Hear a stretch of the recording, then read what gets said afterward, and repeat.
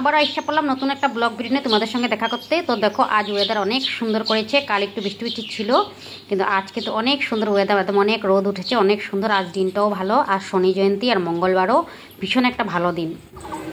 তো এই যে আমি রেডি টেডি হয়ে বেরিয়ে পড়লাম, আমি শনি মন্দিরে যাব।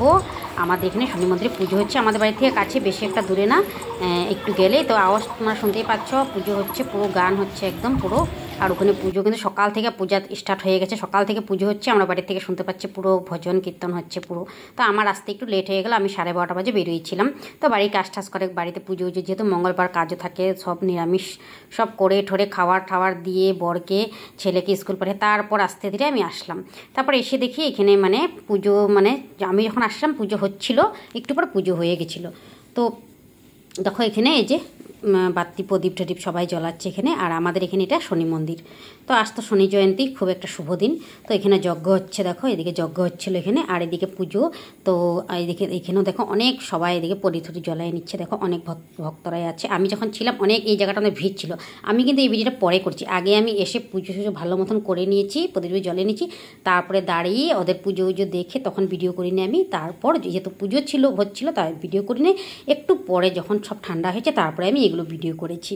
তো তার জন্য তোমরা কাউকে লোক দেখতে পাচ্ছ না, কিন্তু অনেক ভিড়ভাট্টা ছিল তখন, অনেক লোক ছিল। তারপরে পুজো তোমার 12টা মানে 1টার দিকে পুজো হয়ে গেছিলো।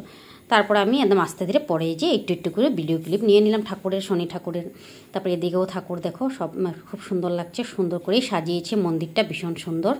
তো দেখো খুব সুন্দর করে, খুব ভালো লাগছে দেখো তো মন্দিরে। আর দেখো এই পাশে কিন্তু তোমার এই যে দেখো এখানে শনি ঠাকুরকে সবাই তেল দিয়ে স্নান করাচ্ছে দেখো। আর দেখো শনি মন্দিরে আসলে কিন্তু শনি ঠাকুরকে তেল দিয়ে স্নান করা হয়, তাই না? তো এই যে আমিও কিন্তু এখানে স্নান করাই নিলাম ঠাকুরকে, তার পুজো উজো দিলাম, আমি প্রদীপ জ্বলাই নিলাম। তো তারপর দেখো এখানে এই যে অনেক ভক্তরা এখনও আছে, আর এখানে এসে পড়লাম তোমার প্রসাদ দিচ্ছে। তো এই যে প্রসাদ খেতে এসে পড়লাম। তো অনেকেই কিন্তু ভিড়ভাট্টা ছিল, এতদিন অনেক ভিড়ে ছিল, তো এখন কিন্তু একদম হালকা হয়েছে। তো দেখো এখানে প্রসাদ দিচ্ছে, খিচুড়ি প্রসাদ, আর পুরিও দিয়েছে, যার যেটা খাবার।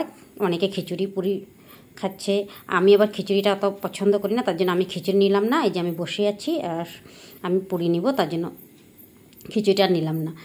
তো দেখো খুবই ভালো হচ্ছে প্রসাদটাও, কিন্তু খুব টেস্ট হয়েছিল। তোমার খিচুড়ি আর এদিকে পুরি, আর এদিকে চানা আলু দিয়ে একটা সবজি বানিয়েছিল, খুব টেস্ট হয়েছিল। আর মন্দিরে এসে পুজো করলাম, খুবই ভালো লাগলো, খুবই ভালো মানে লাগে মন্দিরে আসলে, দেখবা তো। তো আমার ভিডিওটা তোমাদের কাছে কেমন লাগছে অবশ্যই বলবা, যদি ভালো লাগছে একটা লাইক কমেন্ট অবশ্যই করবা। আর যদি তোমরা নতুন হয়ে থাকো পেজটাকে ফলো অবশ্যই করে দিবা। আমার ভিডিও দেখার জন্য তোমাদেরকে অসংখ্য অসংখ্য ধন্যবাদ। এইভাবে সবসময় আমার পাশে থাকো, তোমরা সবসময় আমার পাশে আছো, পাশে থাকবে এইভাবেই। তো সবাইকে অনেক অনেক ভালোবাসা। তো এই যে আমি খিচুড়ি না, এই যে পুরি সবজি নিয়ে নিলাম।